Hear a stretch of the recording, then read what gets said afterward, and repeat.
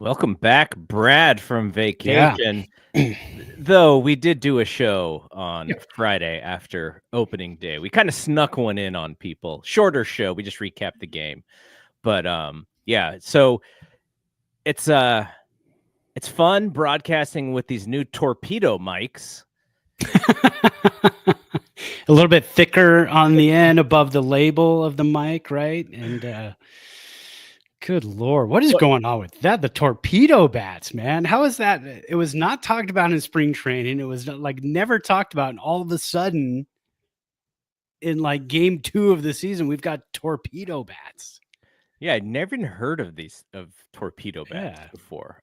Well, So yeah, and there was a player for, let's see, what was I watching today? Colorado and Philly, and Alec Boehm. His I guess he was watching and he goes, I don't know what any of this stuff is. And his wife goes, well, they're hitting home runs, so you better go get one. So Alec Boehm, starting yesterday, was hitting with the torpedo bat. So it's starting to kind of spread around the league a little bit. yeah, I think now, I mean, there could be some studies, right, that this is actually a Sure. better way for the weight in the bat to sit or whatever. Right. But and this just shows you about athletes. Like, you are always going to do something to try and get an advantage. And now the Yankees hit 9 home runs in one game. And I imagine whomever is the distributor for these bats, they're probably overloaded with orders right now. I think it's Louisville Slugger. Wow. I've seen the LS label on pretty much every single one of the bats so far. So, yeah, trusted company at least. What are you going to do? They're like, hey, everyone's throwing in 99 every single inning. We got to get an advantage here.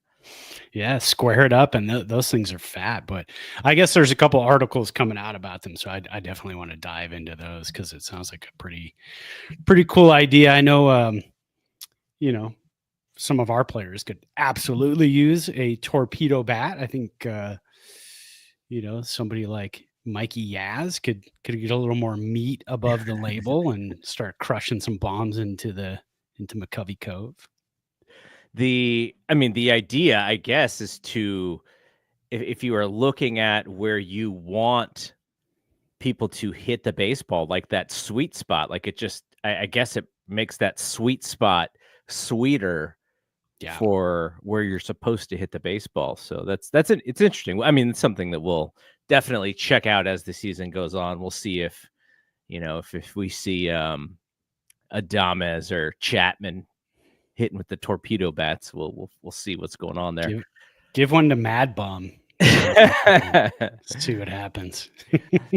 So, like I said, we recorded over the weekend. We had to get that first take in about the game. Game 1 that they did win, and then they lost game 2, which was on Saturday. And then game 3 on Sunday, they took a nice lead. Robbie Ray thought he was going to make some history, but 6th inning was not as kind to him about as it was, and he started to give up. I think he gave up a hit, then he gave up a home run, and he gave up another hit, and then thankful to get out of it with a double play. But still a really good outing. They've had 3 good outings, and that is kind of their MO. They're not, there's some timely hitting. I wouldn't mind to see the 9 home runs in one game like the Yankees, but that, they're playing very true to the baseball that Buster Posey described before the season started. Yeah. And, we knew going into it, they're going to play some close games. We didn't know it was going to be, torture part 2 15 years later, but, here we are. So a little bit of torture baseball on opening day. Rough 3-2 loss. Was it 3-2? Game 2 was 3-2, I believe. Close game. And I then, think it was. and then you get that nice 4-0 lead, and then torture, and you still end up winning by 3, but still you got to deal with Camilo coming in because we got some hurt back with Walker, and so in that type of situation too. When he came in, I thought, man, I'm not comfortable. I'm not comfortable with their 3-run lead at that point with Doval in there. The way last season ended, but he looked fantastic. He got his outs, did his thing. So having 2 closers like that is kind of a nice little deal. You know what's wild to me is, so opening day, obviously they're going to sell out. So you got 43,000, almost 44,000 at the Great American Ballpark. And then game 2, which was a Saturday, what was it, like mid-afternoon on the in the Central Time, I guess. Yeah. And you also had another 40,200. And then Sunday day game, they had less than 15,000 people. Well, and Saturday was the possible rain? Maybe that's what it was. Or was it yesterday? I think it might have been yesterday. Yeah, because they were talking about tarps and different things at the field. But so yeah, yesterday was a possible rain game. But again, what else are you going to do in Cincinnati? There's a ball game. Ball game.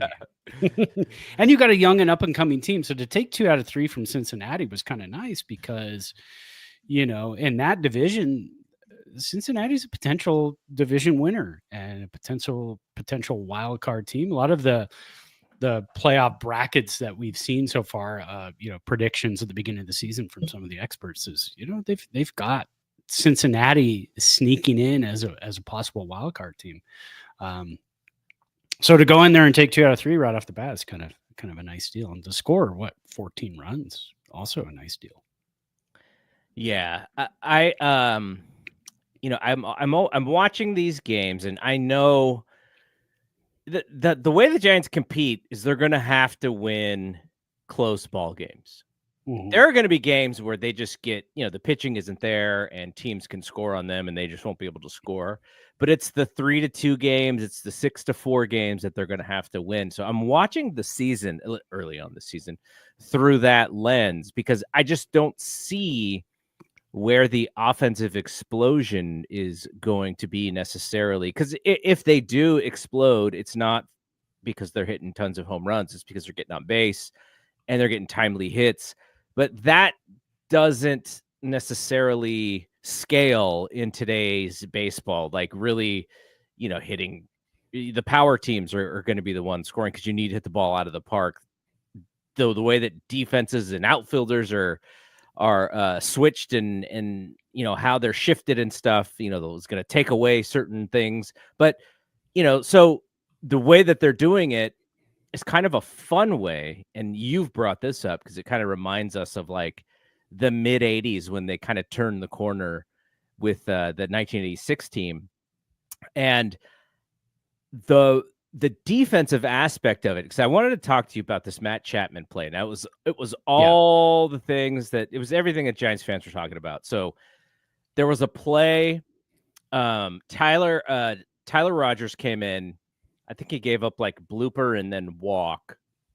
And then they got an out. And there's like I forget the exact scenario. Oh, it was 2nd and 3rd and 1 out.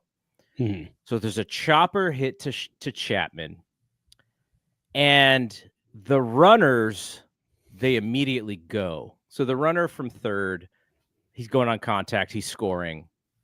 Chapman's only play should be at 1st, and then you have 2 outs, one runner scores, and you have a guy on 3rd. Because what should the runner who was on 2nd? What should he be doing in that situation? Yeah, he should either stay, but if they are for some reason going on contact, right, you just stop. Stop, go backwards. You got many options. Yeah, fall down.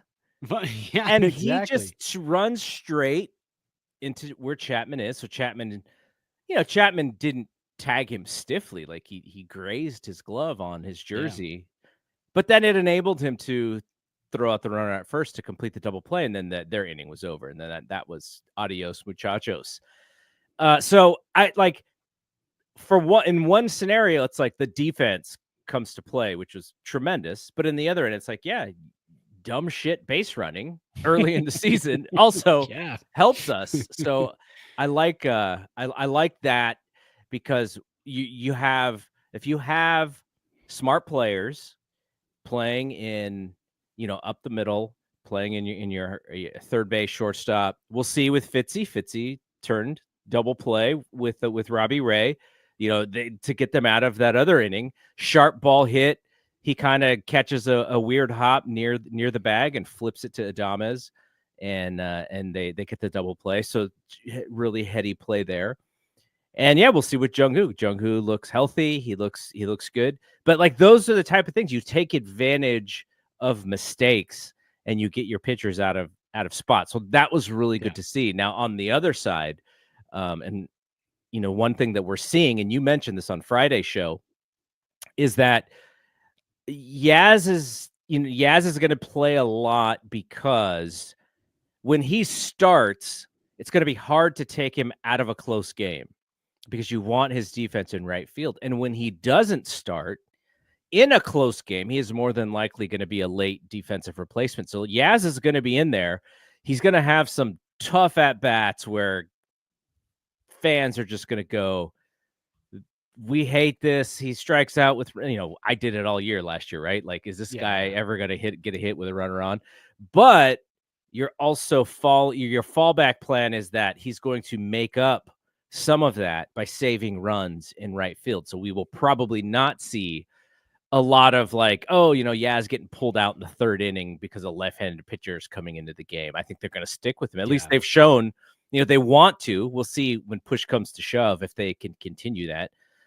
But those are some interesting things to see early on this season. Is there anything that you've seen so far that has kind of been, I don't know, just interesting from a small scale perspective?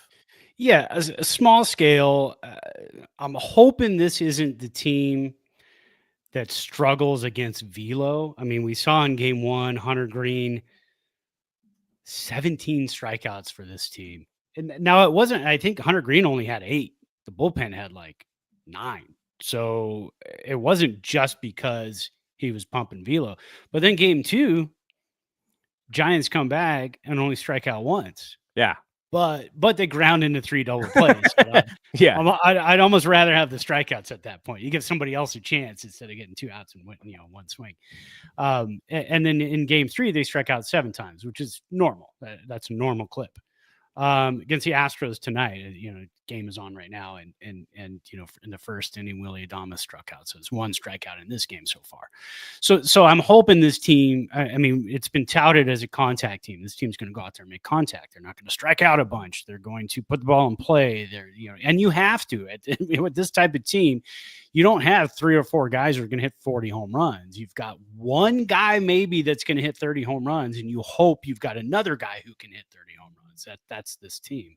So you're definitely going to need them to calm down on the strikeouts and make contact, put the ball in play. Again, not in the position to hit into double plays and be a rally killer. And Verlander, pitched pretty well for his first time out, but he loses, a 3-2 ball game because they just couldn't get anything going. Giants have made no errors in 3 games. That's another huge plus. Something that was talked about: pitching, defense, situational hitting, situational taking advantage, base running. And we've seen a little bit of that yesterday. Late in the game, we saw some great base running. We saw some speed. Tyler Fitzgerald throws down a bunt, and then we have Jung-hoo Lee takes an extra base. 2 days in a row, I think it was 2 days in a row, he took an extra base because he had a nice secondary lead, reading the ball right off the bat. So that's what the Giants are going to have to do. And they did that, and they took 2 out of 3, won their first series, which is great because you getting that first series win out of the way is really nice, because if you don't get that series win, then you got to go to Houston, play a Houston team. I mean, no Kyle Tucker, no Bregman anymore. But still good pitching, and Houston is a good team. Tough ballpark too. They have a lot of right-handed hitters, and they take advantage of that short porch. And of course, you got Yordan Alvarez. So to get that first series win out of the way was really, really nice. Now we're in the Jordan Hicks Landon Roop section of the rotation, and then it rolls over back to Webb on what was it? Let's see, what's today? Monday, Tuesday. On Wednesday, we get Webb going. And then Verlander at home on Friday to open it up. So this back half of the 5-man rotation is pretty interesting.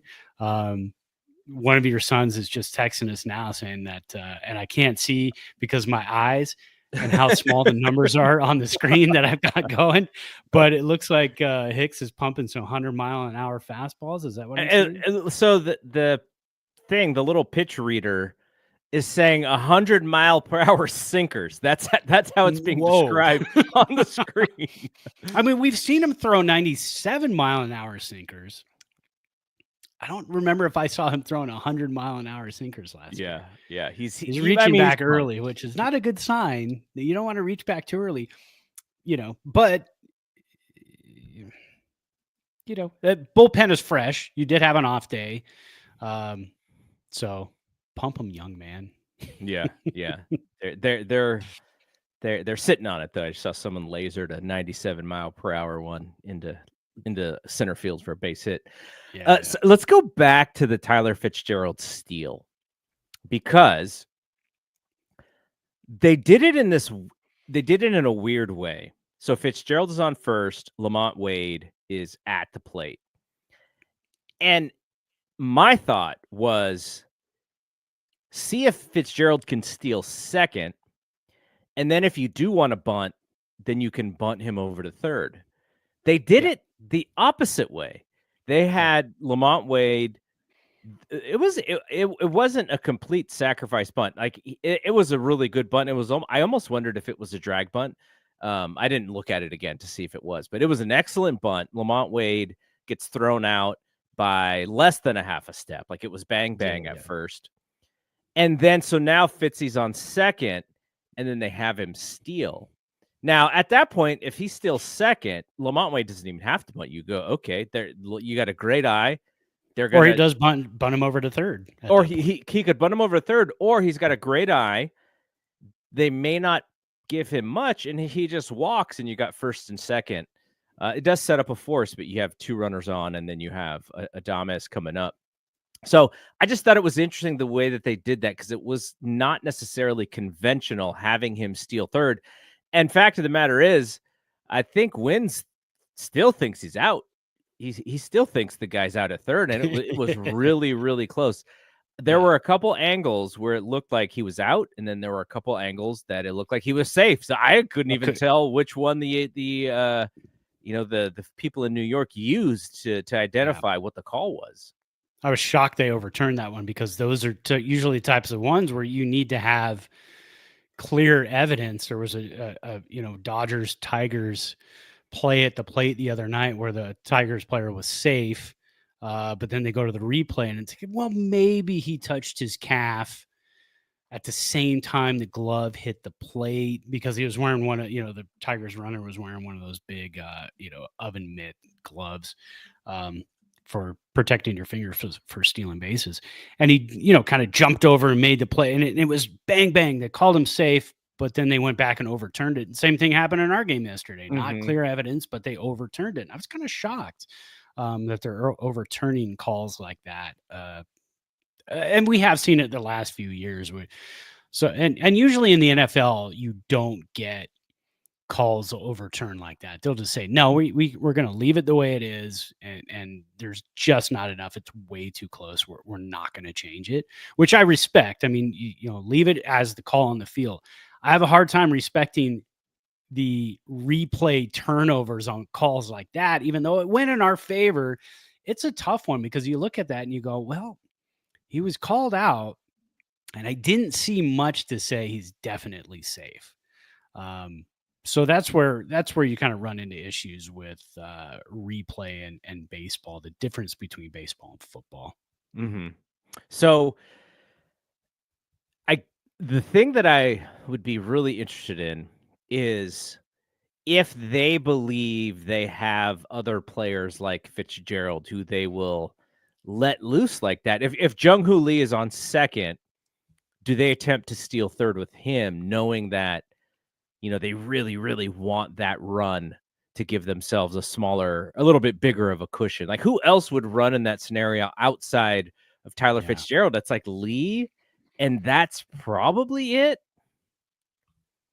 Yeah, maybe. I mean, yeah, I don't see anybody else, honestly, because Fitzgerald, I mean, if you had Grant McCrae out there, if he was on the team, maybe. That would be a good one. But that's about it. I mean, Chapman's got wheels. He's fast. He's quick, but I don't think you're running with Chapman in that situation. I think you're letting things play out at the plate. But when you're in that situation and you do have a guy like Fitzgerald there, put that pressure on. I mean, because maybe the ball gets thrown into left field and you're going to run out of it. Because it was a surprise to me. I'm sure it was a slight surprise to Wins to see him go, though Wins made an excellent throw. Oh, a great throw. It's a perfect throw. But yeah, I like that kind of pressure. And again, I like to see that this year because so many times we've seen, Wilmer Flores on first base.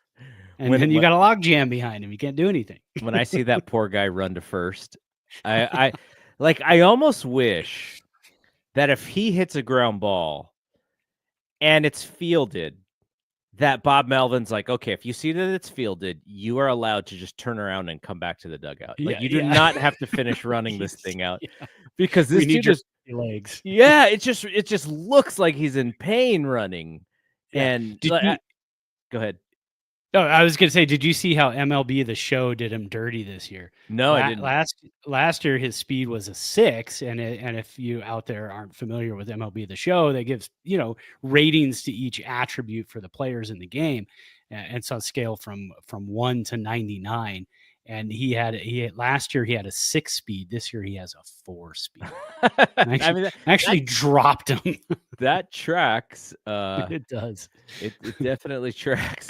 So, yeah, and it would be interesting. Now, it would hurt McCrae's development, but man, he would be a guy that if you could find an opportunity for him to be in the lineup in some way where he would be a threat in any inning and in any situation to keep the defense and the pitcher, anticipating steal. And if you have Fitzgerald like that, now again, I wasn't so sure that he was safe necessarily, but right, just like that, this is not something that they do, which was so surprising. They don't take bags like that. I imagine, in your Chapman scenario, if he saw, like, he would take that bag in a scenario where he's like, oh yeah, this catcher is absolutely not paying attention to me, and he would do it, as like just being a smart, savvy player kind of thing. But yeah, when you need, this isn't like Willie Mays Hayes in Major League where everyone knows you're going, or Dave Roberts in the world's, in the ALCS against the Yankees, everybody knows you're going, and you still have to steal that bag. It wasn't that scenario necessarily, but I am that did kind of perk my ears up as far as, because we're always, it's something that we've been saying, like, why are the Giants the only team seemingly that can't take advantage of these bigger bases when it comes to stealing? Yeah, exactly. And they need to. And so Ramos just beat out a single. He was called out and they overturned it, and now he's safe. In a situation like this with one out, bottom of the second, and you've got, or top of the second, you've got you've got Patrick Bailey up. Now, a situation like this, I'd probably try my hand at seeing if Ramos can get a nice jump and a nice lead and steal a bag. The move to home plate isn't super quick. Who's pitching? My eyes, Blanco. And I'm watching his move. It's not super quick, but this is where you've got to grab those extra stolen bases here and there. Make an attempt. It's a 0-0 ball game. Mm-hmm. You got a runner on. He just beat out a double play. See what he can do. I mean, he has some stolen bases in the minor leagues, so it's not foreign to him. It would be nice if they had threats. So yeah. So Anthony is saying, is it a watch party here? We're kind of keeping our eye on it. Kind of keeping our eye on it. I see in my office, I don't like turning on the TV, which the TV is like right to my right. Oh, but the okay. reason why I don't is because it messes with the lighting on my Oh, screen. yeah. So I Yeah. kind of have it open in another browser, but I don't have it on like right in front of me. Yeah, So I've got it on my phone, but again, it's so tiny. The text is so tiny. I'm struggling with it, but I can at least see what's going on. Yeah, that is one thing that we it's never old did guy do stuff. was like a watch along of a game. And some Yeah. of the reason we didn't do it is because when we started this podcast was before the pitch clock. And so did we want Yeah. to sit here for 3.5 hours? But if it's a 2.5 hour game, that would kind of be a Yeah, yeah. fun thing. Maybe we should do a watch along one of Hey, these there we days. go. We got a stolen base. Did he? Elliot Ramos, stolen base. There we go. That's what I was telling you. It was a good situation. And Bailey struck out, of course, but you know. But hey, that's where you're going to get your extra stolen base. Now you got a runner at second with 2 outs. So Yes. you have a situation where Flores can drive him in, and that's what the Giants have lacked the last couple of seasons. Just not being in a situation to drive in that extra run. And so now you kind of have that. Yeah, no, that is good, and then part of the reason why, well, I mean, Ramos got a great jump; he was going to be safe anyways, but Bailey kind of swung and fell into the catcher's view, so the catcher kind of had to Yeah. throw it around him. Though, when I was a kid, they always said if the catcher is in your, or if the batter is in your view, throw through them, and then if the ball hits Right. them, then it's their interference. Yeah. And again, you're not going to get, I mean, Ellie De La Cruz is the guy who's going to get clean stolen bases. The rest of the players in Major League Baseball, they're going to have a couple of these here and there where, it's not the best throw and they steal the base, but hey, you got to get out there and make that attempt, because again, in a situation like that, say he throws over the catcher and then he throws over second base. Now all of a sudden you're at third base. So. I imagine when Ramos goes into the dugout, whenever this inning ends, some of the players are going to be like, okay, like you stole that really easy. What are you picking up? Yeah. Which allowed you to get that jump. And then he's sharing that information with the rest of the guys and I'm sure it's on everybody's iPad when they look up the iPads and stuff too. Yeah. Because they're analyzing all that. But that may be something to look for during this game, as long as Blanco is still pitching, is there something in his move that they're picking up and they're able to steal a bag? Oh, pop up. All right. So the next thing that I wanted to talk about. Hang on. Anthony is ahead of us. We have Hulu, so we're behind. Yeah, because we're on the Anthony's streaming. ahead of us. We're on the streaming product here. Yeah. We're not satellite or cable guys, unfortunately, anymore. But so I'm guessing Flores gets a knock here. Flores got a knock to driving around, and he does. So there you go. That's why you steal a base. Anthony should be he should be on the apps. Try and figure out which of the betting apps uses the streaming, and then you can beat them by like 10 seconds with your bet. Jump in there. He said he's listening on the radio. So perfect. School. Anthony's old school guy. I like that. We love it. We love it. We love it. We got to hang out with the radio crew in the booth man. last year. For me, again, back in the Bay Area, it was funny. I lived in Santa Clara, grew up in Santa Clara. I didn't have cable on the street I grew up on. So I got the Giants road games on KTVU. Yes. Didn't get any home games. Gary Park. Gary Park. You guys got the what did you guys have? Giants Vision. Giants Vision for a little bit, yeah. Didn't have any of that stuff. So I had KTVU. Otherwise, I had Giants baseball on the radio. Yeah, you had to listen to the home games on the radio. Yeah, exactly. And day games, especially I'd go outside during the summer, play wiffle ball with the buddies, and we'd have a boom box out there blasting the game so we could listen to the game. And whoever was up, that's whose swing we had to emulate when we were at the plate. So if it was Hackman, I had to, bat like Hackman. I tried my hand a couple times batting left-handed as Will Clark. It didn't go well. I had a great Will Clark wiffle ball swing. Oh yeah. It was so like it was so perfect, because if you swing left-handed, basically the only pitch I could hit left-handed was if it was low. Like I couldn't deal with anything. You couldn't get up. Yeah. But So if it was low, I could hit it out there at like will. All right, so they played well. They're playing in Houston right now as we're chatting, and the series is Hicks, Roop, and Roop is very, and Hicks is an interesting start too because you want to see him build off of last year. But Roop having the great spring training, and as we know, in some instances, spring training is absolutely meaningless because we saw Logan Webb just kill everyone in spring training, and then he was overthrowing, and he didn't pitch poorly on opening day. By the way, he gave them an opportunity to win, which they did. But Roop was so on fire during the spring, and so it'll be interesting to see if that can translate into the regular season with his first start. Then we go back to Logan Webb, and then we come home, and Seattle is our home opening day, and then you get back to Verlander, you get back to Ray, you get back to Hicks to close that series. So I have a little bit of FOMO because one of my friends, I don't know if she'll listen to this though, Stephanie, I've gone to Giants opening day with her like 2 or 3 times, and she hit me up and she was like, "Hey, do you want to try and go to opening day again?" Like she like her thing is like to wait until the last possible second to buy the tickets. You're kind of you have do you to get a better price that way, or well, yeah, because you're waiting for some of the people to try and just get rid of them rather than because there's a risk if you can't get rid of them. That's what we did with Golden Knights tickets in Vegas for the home opener. They were like $400.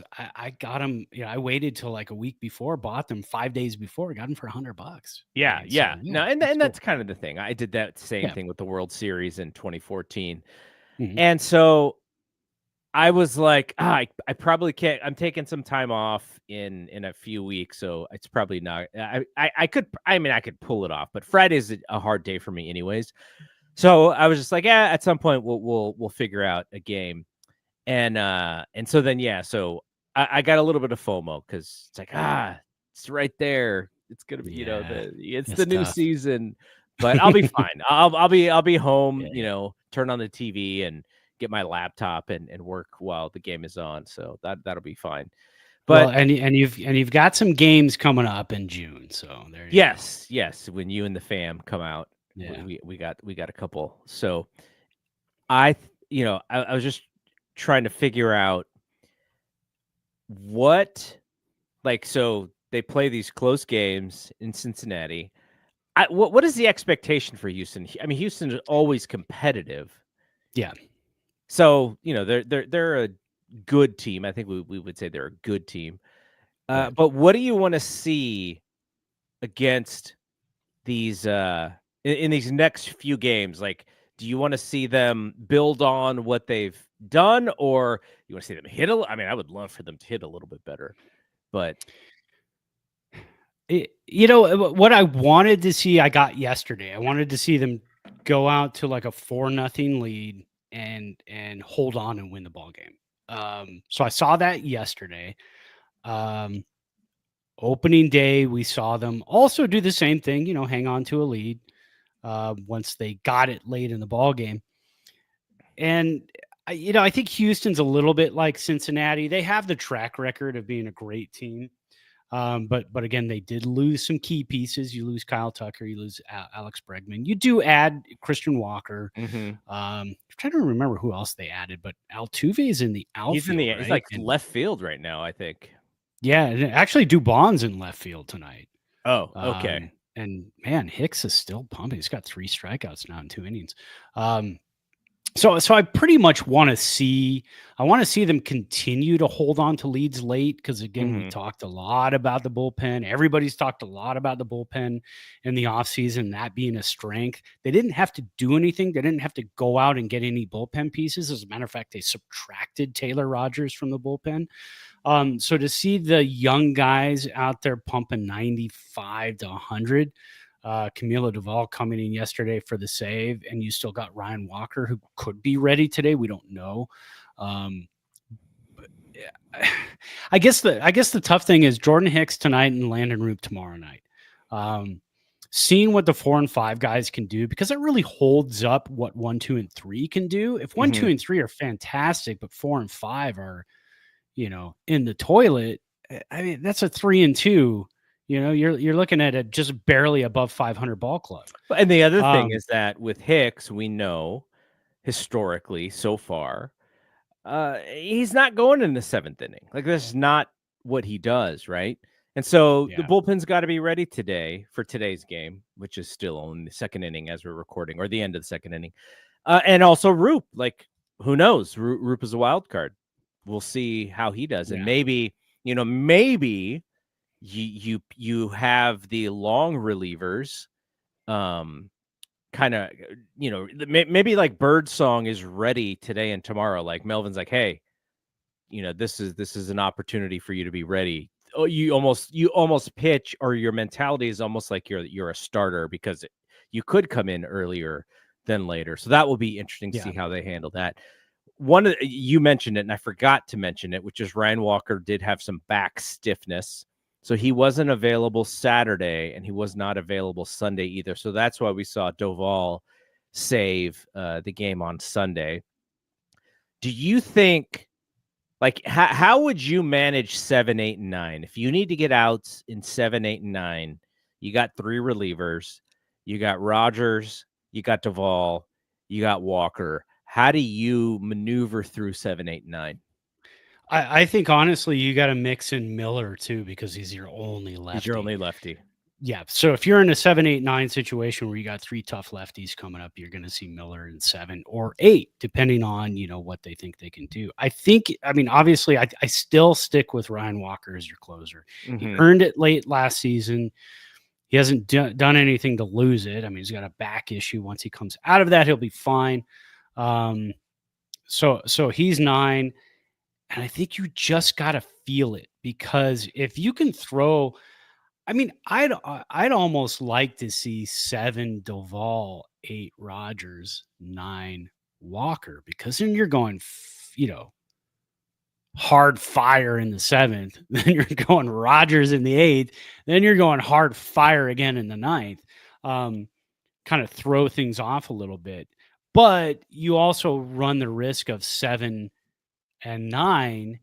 You might see some of the same batters, so they're going to see, they're going to see heat in the 7th and heat in the 9th. So maybe either way, I would try to mix in Miller in the 8th, along with probably Rogers, and I'd get Doval up to speed in the 7th. Once Doval is fully up to speed and doesn't have as many Gumby shoulder moments and doesn't look so sad all the time, doesn't give you the Sergio Romo, the emo, right? Remember we used to say that Sergio Romo would give you that emo look. Yeah. Just kind of sad Gumby shoulders. I see that a lot from Doval. It doesn't make me feel comfortable. So if I could see him in the 7th inning, just glare at somebody, sneer at somebody, spit towards them, do something, get a little bit angry. Snot rocket at them. Snot rocket. Then he's your 8th guy, right? But right now, I think Rogers is intimidating just because of the way he throws and how low he drops. And Miller is nasty. Miller will strike you out, glare at you, pump his fist, do all that good stuff. And he comes from that weird, like, the way that he comes, like, he swings all the way around. Yeah, it's not comfortable for sure. Exactly. So that's why I like those guys for the 8th, because they're just dirty and nasty. Doval is like, okay, I'll come on in. I'll throw tranquilo. Some He's tranquilo. Here's 98. Blah, blah, blah. So I kind of want to see him lose that a little bit and just get pissed and get a strikeout and just get, glare at somebody and pump your fist. Do a little Eckersley, right? Yeah. Point at Dewey like he did on that game in the playoffs. Point at him. Except when Kirk Gibson is up in the World Series and you just throw him lazy sliders. Into home runs. Yeah, that was one of those ones. You want the Dodgers to win, or you want the A's to win? I don't really care. Yeah. I didn't want the Dodgers to win. I know that. So yeah, it's like we that was like the World Series. We were like, we lost no matter who. Yeah, it's the worst World Series because last year I wanted the Yankees to win. I don't really care. We don't hate the Yankees. No. Giants don't hate the Yankees. Could they have not used the torpedo bats in the World Series? What the hell? What was going on there? Torpedo bats are about 6 months too late, man. That's I guess maybe Stanton said that he used them or something. I don't know. Maybe. I don't know. We'll see. The torpedo bats is a story only because it's the beginning of the season. There's not a whole lot. I want to see one sneak into our bat rack. That's what I really want to see. I want to use one. Maybe we should do like you and I man. go to the cage using a torpedo bat. Oh, can you imagine me swinging right now? Break my back. I did go to the batting cages like I would say like maybe 3 years ago. Okay. And like in your mind, like so, I played city ball or semi-pro, whatever you want to call it, until I was like same. 29. Yeah. So then when I got back in the cage, I was probably like 45. And like in your mind, it hasn't been 16 years in your mind. Right. It's only been like, it just feels like, yesterday. So you put the machine on 90 and like, I can pump this. No, the machine was probably, the machine was not throwing hard. I was off everything though. It was not even fun. I was just more frustrated than anything else. Even the balls that, I was like, okay, in your mind, you're like, okay, swings, timing it, coming through. And just like fouling balls off, like who fouls balls off in the cage? Well, but the pitching machines in the cages, depending on where you go, they could be 8 inches off the plate. Yeah. So I don't blame you. I needed some soft toss. I needed some tee work, and then the cage. I didn't go through the right process, but that moment in the cage did tell me, yeah, maybe I don't want to go to the batting cage. I really do want to. I think I would have fun, but I would have to set it to like soft toss. There's a soft toss setting on there. They just lob it up, I did read I read something where they now have these new machines that mimic the arm action a lot better. Okay. But some guys don't like using them because they say that it throws off their timing even more. Like I think Adames and Chapman maybe were like, yeah, we don't like using it because it screws with our timing. We don't mind seeing it, but if we swing, it's different. And so they don't like using it to hit. They whatever the way that they hit the soft toss or whatever. Yeah. So we'll probably end this a little early because we did have the show on Friday. So if you didn't hear us talk about game one, that's why we're not talking about game one. We did the recap on Friday, and we've only had one series. We've only had 3 games. So by next Monday, we're gonna have we'll have way more stuff to talk about for next Monday. But let's end with this, which is now that you've seen 3 games, because we did our predictions, we did that preview right before you went on vacation.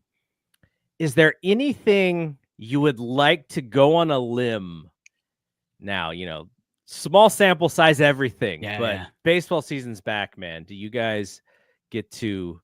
Do you have something that you're like, there's something there with this team that maybe we didn't realize before the season started? I think we realized it because we heard a lot about it, but I think attitude. I think this team has way more personality, attitude, and fun than last year's team and the year before. Honestly, the 21 team was great. 107 wins. Fantastic. Awesome team. Were they fun? I don't know. I mean, in the clubhouse, they probably had a good time. We didn't see a lot of that because Kapler was so straight-faced and didn't look like he was having a great time. But this is Buster Posey's team now, and he's putting clubhouse guys in there, who are not only clubhouse guys, but they're ball players. Yeah. They're dirty, gritty ball players. So that's kind of what I've seen so far. And again, you've got a couple of stolen bases already. And that's something I think last year, it would have like game 6 or 7 before we got a stolen base. So that's what I've seen so far from this team is fun. They're having a good time. They're playing hard. They're getting dirty. It's a gritty team. Now, the test is going to be your first losing streak. You win or you lose 3 in a row. You lose 4 in a row. What's the team going to be like? Are they going to, have fun and continue to be a gritty, dirty baseball team that comes out of that? And I think they will. I think this is that type of team. I think Adames, Jung-Hoo Lee. I watched, my wife and I, it was funny. We watched the other night that Jung-Hoo Lee took Yaz and Matos and Jung-Hoo's interpreter out for Korean barbecue in Scottsdale. And so that video is on YouTube. It's fun. It's about a 20-minute video, and they sit down and they're just having a good time, kind of ribbing each other and talking about Korean etiquette when it comes to eating and different traditions and whatnot. And they were having a blast, and they were just having a really good time. And so you see the cohesiveness, and 3 outfielders that have made the team. They're all on the team, and all different ages, all different tax brackets, because obviously Jung-Hoo Lee's making the most out of those 3 guys.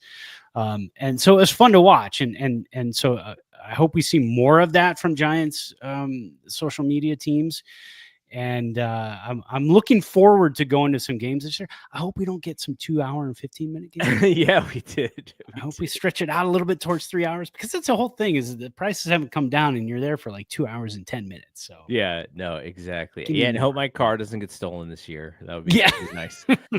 Well, you got a newer one with a better alarm system. Yeah, so it will be a little bit harder to get stolen. For sure. The one, okay, I want to make one. I wish I would have made this bold prediction when we were doing our preview.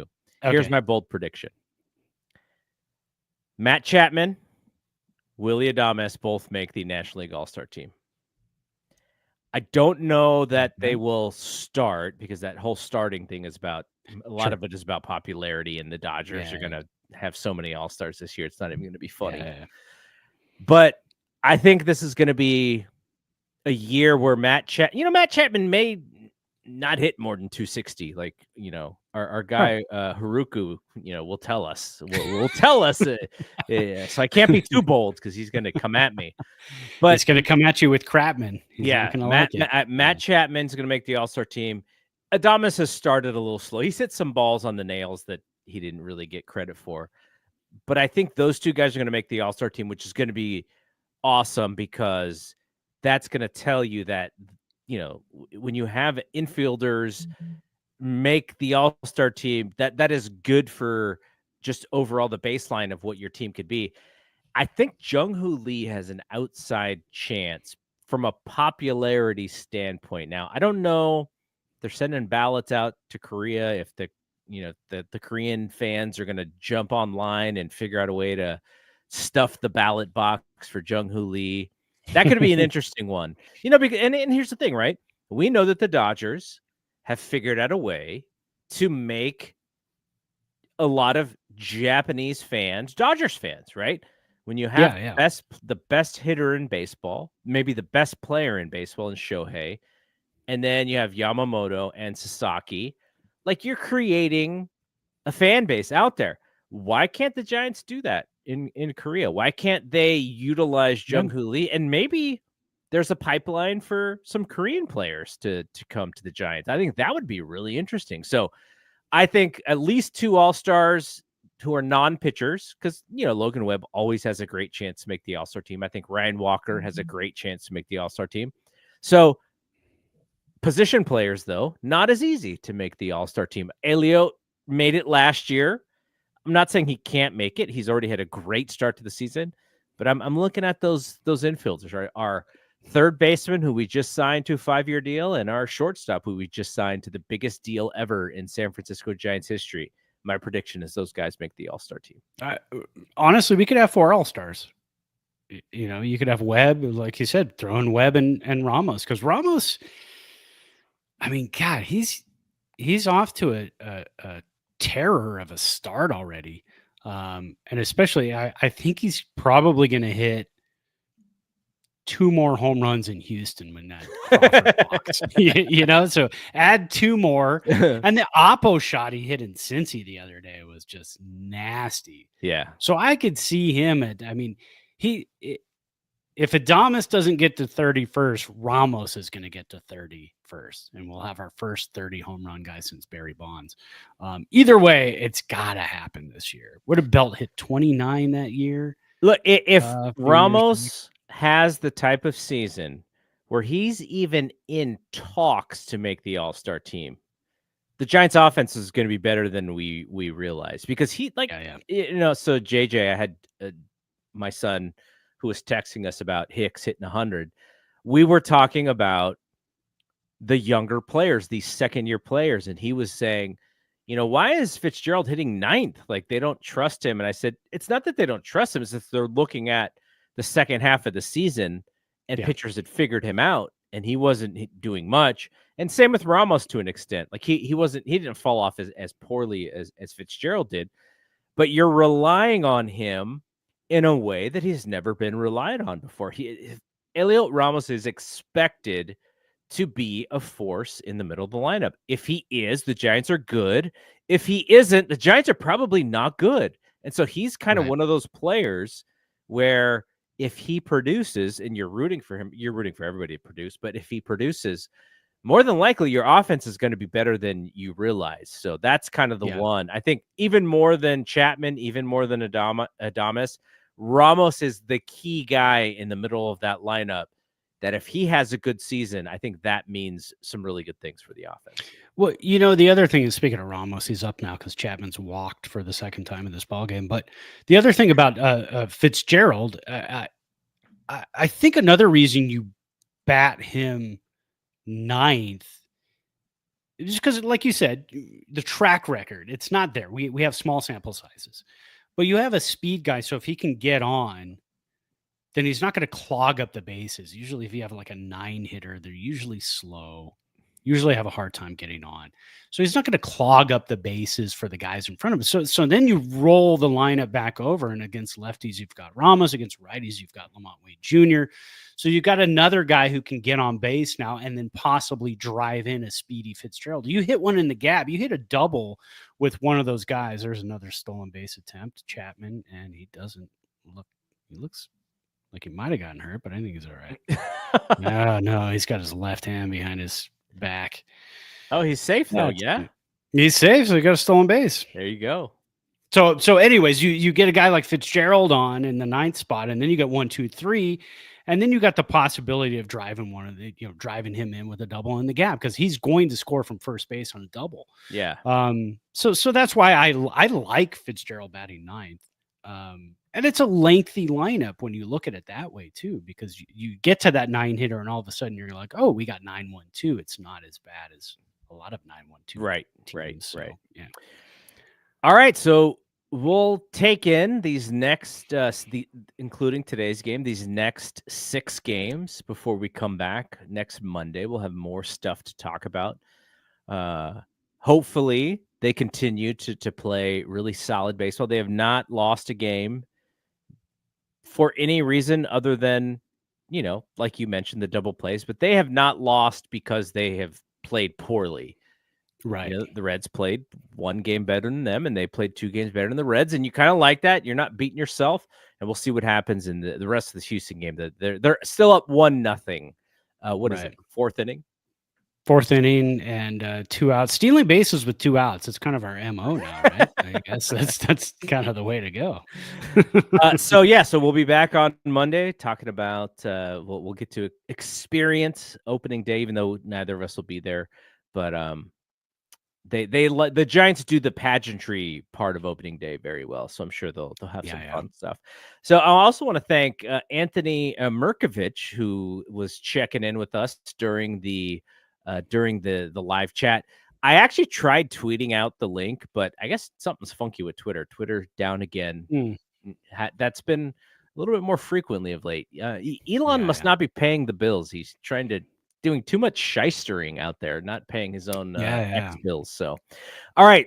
Maybe people are burning the servers, burning Teslas and burning the servers. Who knows what's going on? Yeah, there was obviously living in the Bay Area, you see more of this than most places, but I guess there was, they have these Tesla showrooms out here. Oh, and I think there's one in Santana Row, I think, out here in the Bay Area. And I guess there was like picket signs in front of the Tesla showroom. So yeah, we have a gigantic out here. We have a gigantic Tesla gigafactory like 15 miles from us. It's one of the biggest ones in the United States. So there are a lot of Teslas in Reno. I mean, I've never seen Teslas before, and then all of a sudden, the last 5 years, they're everywhere. Everywhere. Yeah. I was like, yeah, man, the rebels. I'm gonna see. Maybe they should key some of those Teslas.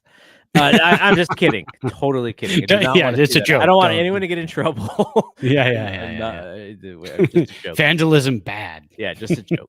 Especially because I was the one who got my car stolen last year. Exactly. I don't want that to happen to anyone. No, you're just angry. I get it. I mean, you want revenge. Yeah. All right. So that is it from here. We'll be back next week, next Monday, talking more Giants baseball. So for Brad, I am Double G. See you when we see you. Peace out. Peace.